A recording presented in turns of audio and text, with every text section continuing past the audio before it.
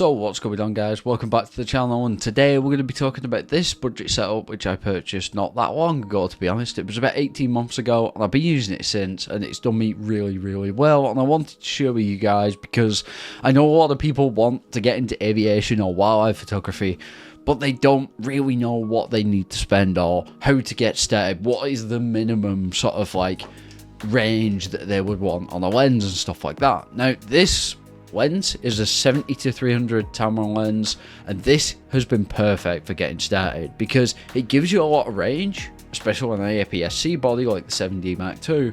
However, what it does do is, yeah, you can get close to things, but it also makes you want more. So yeah, I will warn you, you will end up wanting more in terms of focal range, but that is something that I think any wildlife or aviation photographer will come across. There will be a time where you just think, oh, I just wish I had a little bit more range. But with a decent body, you can always take, you know, the pictures and then crop them in later in post, and that's what I've ended up doing with quite a lot of the photos I've taken with this lens and camera combo, is cropping into the photos a little bit. You don't tend to lose too much quality, and especially if you're posting them on social media, it doesn't really matter too much. But this is a 70-300 lens, and this is the focal range that I would recommend if you're getting started. Something around 300 maximum, and anything in between, whether it's a 28-300 or whether it's a 50-300 Nikon lens or something like that, it doesn't really matter.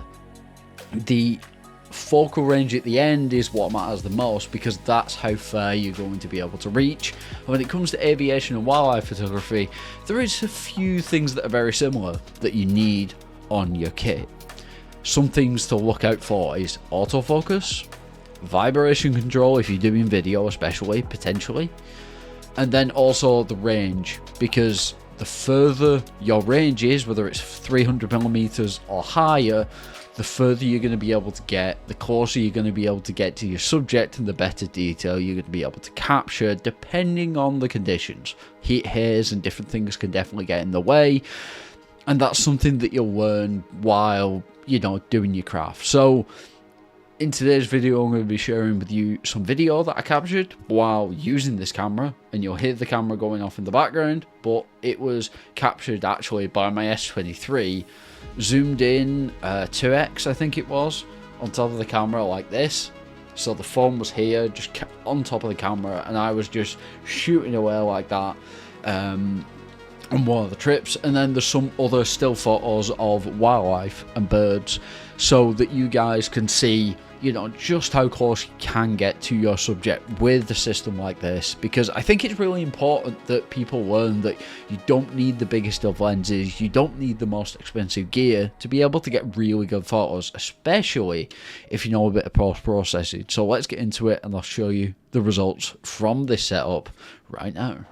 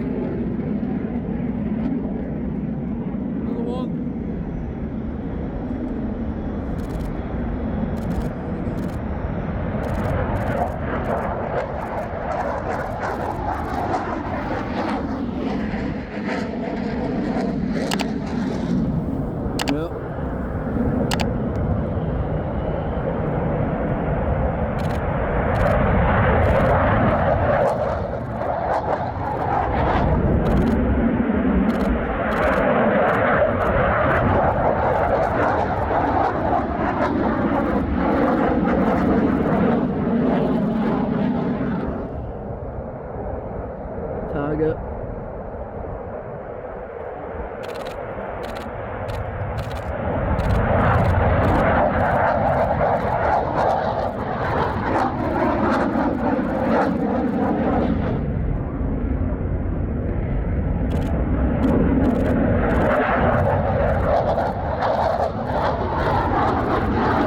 So as you can see from the resulting video and clips that I showed off with the photos that I was able to take with this setup, it produces surprisingly good results, and I think anybody that picks up similar kit to this, or even the same kit as this, would be very, very happy with the results, especially starting out.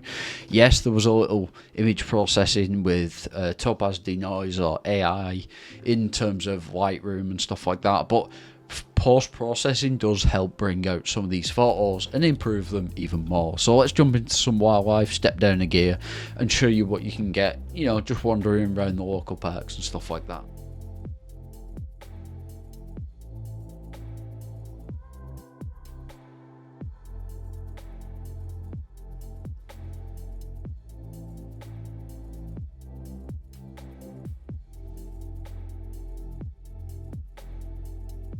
So obviously the proof is in the pudding. I've been able to use this and get some really good results out of it, as you've seen. But there is something I want to just preface with this. And yes, it's not mega budget friendly, as in like it's like 100 quid for a lens and a camera. That's not going to happen if you want quality. But when it comes to the budget, like I said, of around 500, something like that, you'll be able to pick up something similar to this in pretty much any of the camera brands, as long as you're looking at DSLR stuff. If you start looking at mirrorless, then it gets more difficult, obviously.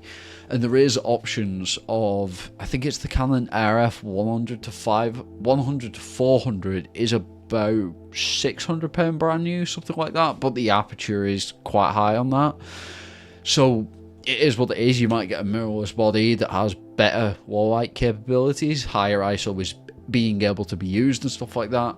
Whereas on these older bodies, you do struggle with the ISO a little bit. It does get quite noisy at times, and you've seen that in the photos that I've shown you. But again, looking at the focal range of 300mm, is it enough for aviation and wildlife photography just to get started? By far enough. It's more than is necessary, in my opinion.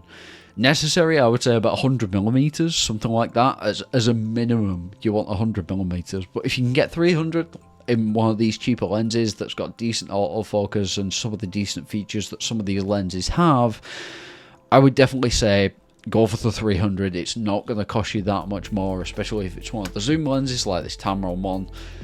And what it's going to do is allow you to hone your craft, get some pictures, and get close enough to your subjects to be able to crop in and get some really good detail, as I've shown in the, you know, the examples that I've shown in this video. And one thing to note is that yes, you will get this lens, or when you do get this lens or the same sort of focal length, you'll get to a point where you're taking pictures and you just go, actually, I want more. And that is something that I think every single photographer has ever come across in terms of wildlife photography or aviation photography. It's something that we long for, that longer reach and the further reach, because there is always that one subject that you're like, if I just had that much more, I'd be able to get it. So I think that's something that we've got to obviously keep in our minds. But for the price and for the budget that you've spent on this kind of thing, I don't think there's much beating it, to be honest, because the quality you can get out of kit that's similar to this is really good, especially if you're looking at some of the other APS-C bodies that have got a slightly higher megapixel count than this. This is only 18. If you get something that's like the D3300, which is a 24 megapixel camera, that one will give you even better results when you're cropping in, because it keeps more detail, because you're cropping in sort of less pixels, because this has less pixels, so it means that when you crop, you lose a lot more. So yeah, in terms of that, my recommendation would be shop around, look for some bargains, and try and get something that does have a zoom range of around 300mm if you are looking for a zoom. If you're looking for a prime, then I don't really know what to recommend, but I would recommend at least 300 or 400, and maybe go for a 5.6. The price comes down, but even then, to me, you're looking at more of a high-end option than you are with these zoom lenses. So keep that in mind when it comes to that. But whatever you do, if you know your camera and you get the settings right in the body, you can come out with some amazing images. And especially with post-processing now, even if you lose it or do something wrong a little bit, you can tend to recover it and make it so the photo you get out of this turns out really, really good. But yeah, my minimum focus, my minimum range that I would recommend is something around 100mm for aviation or wildlife. But even then, you're going to have to get really, really close, or you're going to have to crop in a hell of a lot, which is why I think 300mm to get started is around basically perfect. It's not going to be perfect in the long run, but to get started, it definitely is right up there. So if you enjoyed this video, don't forget to like, favorite, and subscribe, and I'll talk to you guys in the next one.